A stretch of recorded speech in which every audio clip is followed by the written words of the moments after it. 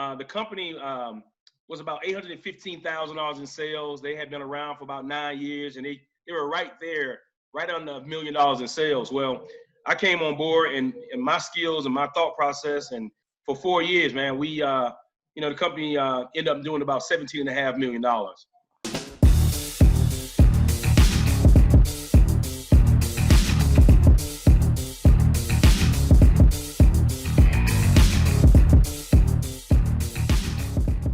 Hi, I'm Terrell Turner, the host of the Business Talk Library, and today I have a guest on that is talking about the camping industry. So it really stood out to me, and it's not an industry you hear a lot of people talk about, but I think that there is a lot of opportunity there and a lot of wisdom built in that industry. So welcome to the show, Earl. Hey, man, how you doing, Terrell? First of all, thank you so much for having me on your podcast here, and I think it's pretty dope, man, that you're doing this. So I'm very excited to give you all the knowledge that I have, and hopefully it'll help somebody else, my man. Awesome. Now, we were talking a little bit earlier before, like I said, we started the interview, but tell me a little bit about, recap some of that what you talked about in your background and how you ended up living in the mountains. Right on. So, my background is I've been an executive for almost 20 years, whether that been in the mobile phone industry. I left the mobile phone industry, Nokia mobile phones, and then I moved over to the international sourcing industry, where I traveled international a lot, to Asia, a lot of trips to China, Vietnam, of course, to India as well. And my job at that particular time was to build that particular business and making sure that other companies understood that they can actually source products from different countries at lower prices, right? And so eventually we were building their companies as well, helping them get a margin so they can actually save on the materials. And then I moved into this exciting industry of the outdoor industry, the camping industry. Mind you, I had never been camping a day in my life, my friend. I was a Louis Vuitton, Gucci wearing, Italian suit, foreign sports car driving man until about 5 years ago. I got into the outdoor industry, and I was an executive at a company that made campers. They made pop-up campers. And so, long story short, the company was about $815,000 in sales. They had been around for about 9 years, and they were right there, right under $1 million in sales. Well, I came on board, and my skills and my thought process, and for 4 years, man, the company ended up doing about $17.5 million. And so the company is located in the mountains of North Carolina, and just so happened that I left the company last year, that particular company, and started my own company, which is entitled Black Folks Camp 2. Okay. And it's a pretty dope company, man, to be frank with you. Awesome. So tell us a little bit about, the company Black Folks Camp 2. Like what really made you want to start that one, and like what is the company about? Yeah, so what made me really, Black Folks Camp 2 to me is a legacy company, meaning that this company is being built for my children, and for everybody else's children as well. Because what most folks don't know is there are a lot of reasons why Black folks have not been camping, why Black folks don't explore the outdoors, why we haven't, why we would not if it wasn't for a company like ours. Number one, I traveled all around North America and while selling in these campers to RV dealers. I've gone to all the shows, gone to all the events, and many times, I was the only Black executive in the space, right? And not only was I only Black executive, it's a $141 billion industry, which is the RV industry, right? The outdoor industry, period, is an $870 billion industry, which is larger than the car industry. So if you put that in mind, that Black folks don't really even make up 2 or 3% of that, right? In regards to not only just in the business, but even partaking in the hobbies as well.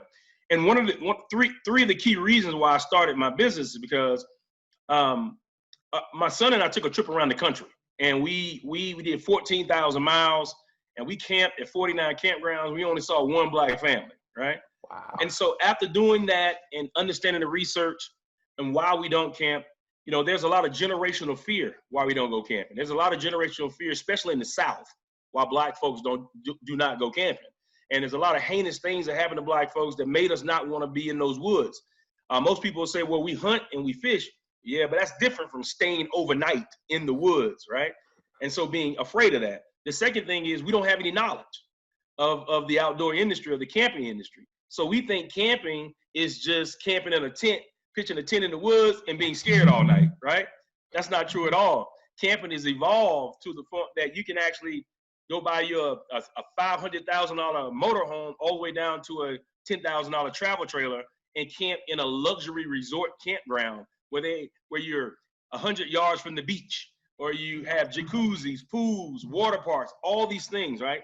But the third thing is that why I got into the industry and what we do, we actually invite Black folks to the industry because the industry has not invited Black folks to the industry. So we help not only invite Black folks to the industry, but we help the industry know and learn how to invite us into the industry. So our company is built on that premise of marketing, consulting, and actually driving that particular force and what we know, our brand, our knowledge, and our secrets on how to get more Black folks to enjoy the outdoors.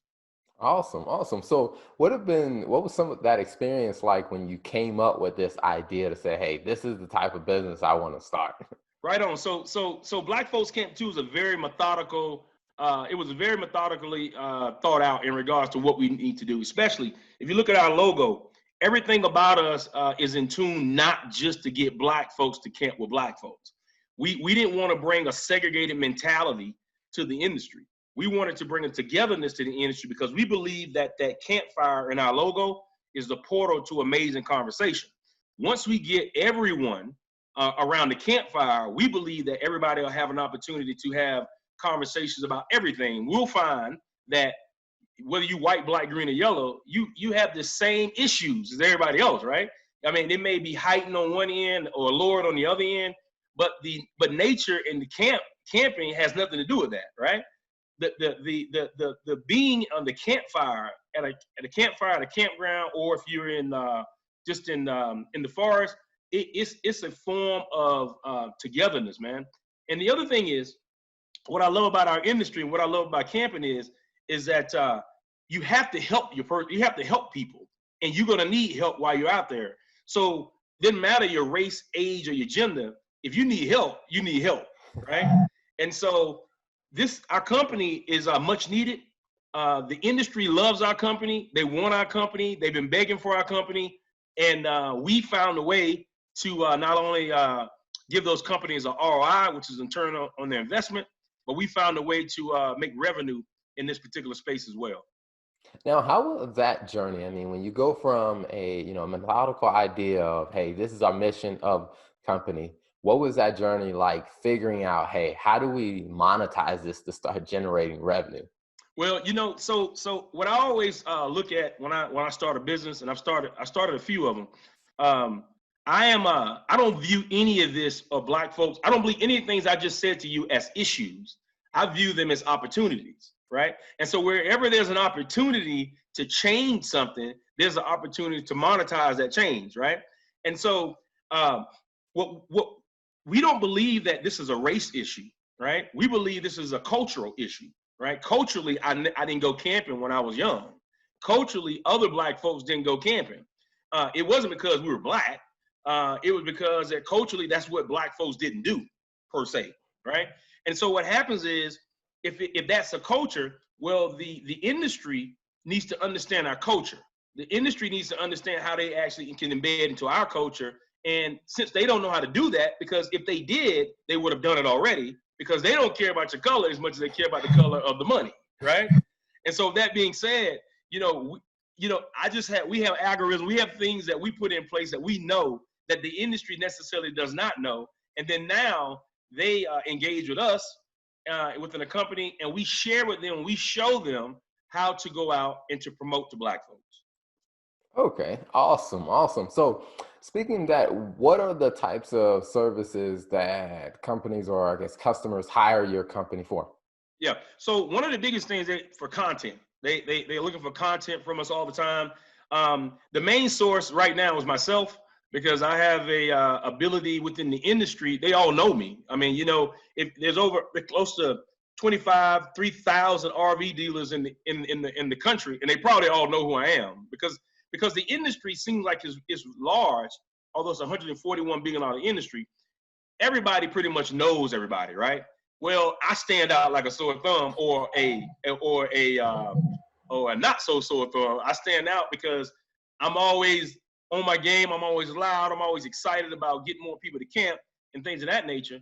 And so what happens is there's a trust factor. As a matter of fact, if you Google Black executive in the RV industry, you're only going to find one name, right? And so the industry, what we provide for them is we provide marketing tools, we provide content, but more than anything, we provide a voice for them, to a voice that the people can trust within the industry, that will now allow them to gravitate to the industry. And then now we can share facts, we can share surveys, but more than anything, man, we share truths about the industry and how it is. And it's not easy, man. It's not an easy thing to do, because we're changing mindsets, right? We're changing folks' mindset from why should they go buy another Mercedes or another car when they can buy a camper, or they can buy a tent, or buy backpack and things of that nature. And so we're able to help companies do that in a space where they don't know how to do it. Okay, awesome. Now, where can people find your business, online or on social media? Well, so two things. So our consumers, or the people who we're driving to, our website is Black Folks Camp 2, TOO2.com, because that's a true statement. Black folks do camp, Black folks will camp, and Black folks are camping. So Black Folks Camp 2, right? BlackFolksCamp2.com. You can find us social media, Black Folks Camp 2. You can find us on Twitter. You can find us on Instagram and also on Facebook. Our customers, they find us the same way. But again, most of our customers, they kind of know who I am already, right? And I mean, our customers mean the industry. They kind of know who I am.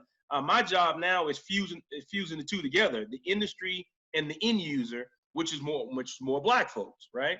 And so what the misconception is about our company, though, is that, again, the misconception is, hey, these guys are just trying to get Black folks to, you're trying to be divisive in the outdoor industry. There's no place for racism in the outdoor industry. Well, we're doing just the opposite, right? You know, the outdoor industry probably is about 90% white, right? And so what we think is, when we drive more Black folks to the industry, more people of color to the industry, now the industry can look more like America, and we can start to have these conversations that we have not had outside of nature, that we think can be had around the campfire, to be frank with you. Awesome, awesome. Now, something you talked about, I think that was very big, was being well known in the industry. Because I had this conversation with different business owners about, just being known within your industry, even professionals. Right. What are your thoughts? I guess, how did you go about that? And I guess, how important do you think that has been to, the success you're seeing with your businesses, just establishing your brand and your presence in the industry? Well, I tell people all the time, listen, I am who I am, right? I'm a big voice. I am a go-getter. As a matter of fact, my management style on how I grow businesses, I'm a hugger and a shover, right? If I hug you, oh, you are doing the right thing, especially with the objectives that I've laid out to you. If I shove you and I continue to shove you, 9 times out of 10, you're gonna be shoved out the door, and we're gonna bring somebody else in to do what we need to get done, right? And so it's the same way in the industry. I'm a hugger in relationship building with people, right? But at the same time, though, I'm a shover when we need to make sure that our agenda, and make sure that what we're trying to do resonates within the industry. So relationships are huge, and this is an old cliche, but the moment you burn some bridges in an industry like this industry, that everybody knows everybody, the bad news spreads real fast, right? And just so happened, man, my name, my company name, my work ethic, and what I've been able to do in regards to driving the business, I'm respected all over the country. As a matter of fact, it wasn't just 2 days ago, actually on Thursday of last week, I was actually, I've been courted by a couple of different large entities to just take over their company. And I basically told them no. And the reason why I told them no is because, I can make my company, we can make a ton of money selling items. We can sell anything. We can get everything done. But this is a legacy company, right? Our company is a legacy company, meaning that we're making the way for my children, your children, and everyone's children and children to get along in the outdoors because it's needed. Black folks have been paying for national and state parks for years, my friend, and don't really know that they can go enjoy those state parks for free, right? And so those are the kind of conversations that we have to have so we can actually start to dive more, to dive more into this particular industry and in the lifestyle. Awesome. So one question I like to ask before we wrap up is, what is one thing that you've kind of learned in your business and entrepreneurial journey that you're like, this lesson is something, or this is one of those lessons that every entrepreneur should grasp if they want to be successful as an entrepreneur? Well, this is the one thing that I know that's made me successful in my own right, and I say that because I believe in this wholeheartedly. Man, you have to under promise and over deliver. The moment you over, because we all want to do everything for everyone all the time, and time management is important. And time management goes right in there with under promising and over delivering, right? And so because if you do just the opposite, if you over promise and under deliver, your integrity is in question, number one, and then the customer doesn't feel like, or the persons doesn't feel like you know what you're doing, right? And so when you are able to under promise and over deliver, though, the customer tends to say to you, or the persons who want to hire you tend to want you to come back because you, number one, they feel like you have integrity. Number two, you did what you said you're going to do. And number three, your job is to make that particular individual look like superstars, my friend. And when you under promise and over deliver, everybody wins, man. Everybody wins. Awesome. Well, Earl, thank you so much for coming on the show.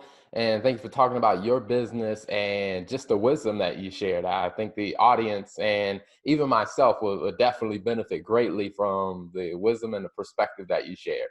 Right. So listen, black folks, white folks, everybody, listen, go out to the campgrounds, enjoy yourself, and go out to the outdoors. And listen, the outdoors is for everyone. BlackFolksCamp2.com.